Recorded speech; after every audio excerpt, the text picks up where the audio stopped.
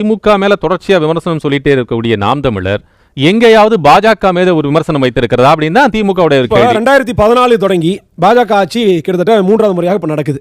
பாஜக கொண்டு வந்த ஒரு சட்டத்தை நாம் தமிழர் கட்சி ஆதரித்தது. திமுக என்ன ஆதரிச்சதுன்றதை நான் அடுத்து சொல்றேன். அப்படி ஒரு சட்டத்தை கூட காட்ட முடியாது.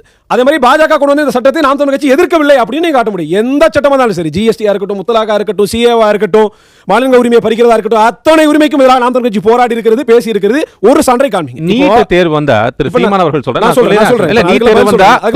காங்கிரஸ், ஜிஎஸ்டி கொண்டு வந்தது அனௌன்ஸ் பண்ணது காங்கிரஸ், கொண்டு வந்தது பாஜக. அப்ப எதிர்க்க வேண்டியது காங்கிரஸா பாஜக கேள்விக்கு பதில் இருக்கு. நான் சொல்றேன், அதுக்கு முன்னாடி நான் முடிச்சிடுறேன்.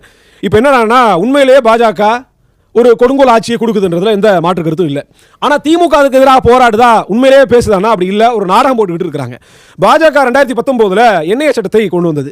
என்ஐஏ சட்டத்துக்கு எதிராக பாராளுமன்றத்தில் திமுகவினுடைய பாராளுமன்ற உறுப்பினர்கள் பேசினார்கள், கருத்துக்களை முன் வச்சார்கள், வீராசமாக பேசினாங்க. ஆனா அதே என்ஐஏ சட்டத்துக்கு எதிராக பேசிவிட்டு அந்த சட்டத்தை ஆதரித்து வாக்களித்தவர்கள் திமுக நாடாளுமன்ற உறுப்பினர்கள்.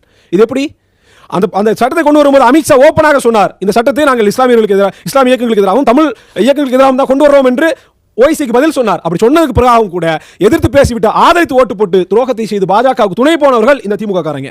அதே மாதிரி புதிதாக இப்போ 2025 ஒக்ஃபு திருத்த சட்டம் என்கிற ஒரு சட்டத்தை கொண்டு வந்தது. திமுக அந்த ஒக்ஃபு திருத்த சட்டத்தை எதிர்த்தது, பேசியது, எதிராக வாக்களித்தது, எல்லாம் நடந்தது. அந்த ஒக்ஃபு திருத்த சட்டத்திற்கு எதிராக உச்சநீதிமன்றத்தில் வழக்கம் போட்டிருக்கிறது திமுக.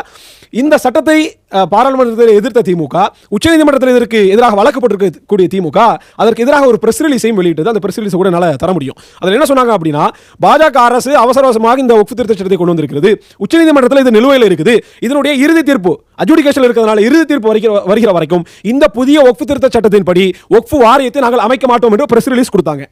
அதெல்லாம் கொடுத்து விட்ட பிறகாக 2025 டிசம்பர் மாதம், என்னுடைய நினைவு சரியாக இருந்தால் 12ஆம் தேதி புதிதாக ஒரு ஜிஓவை போட்டு புதிய ஒக்ஃபு வாரியத்தை இந்த ஒக்ஃபு திருத்த சட்டத்தின்படி அமைத்து விட்டார்கள்.